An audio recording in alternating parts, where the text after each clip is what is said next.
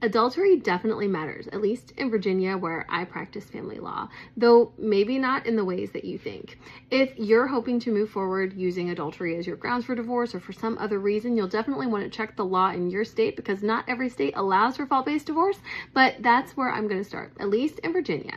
Adultery is grounds for a fault-based divorce. Technically, it's even grounds for an immediate divorce, although I've never actually heard of that happening, and professionally it would be a sort of risky maneuver. Sure, you could try and set a hearing before you've been separated for a year, but the risk is that if the judge weren't convinced by whatever evidence you have, he could dismiss the entire case and send it back to the very beginning, forcing you to start from square one after having paid your attorney to take the case to trial. That's not a procedural position that any attorney is going to want to be in, and I've never heard of anybody getting anything close to an immediate divorce, even if adultery it exists or is, pretty reliably provable.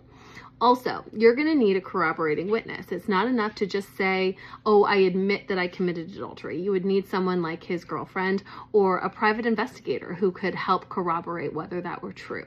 It is also an absolute bar to spousal support, meaning that if you committed adultery, you can't then turn around and ask for spousal support from your partner.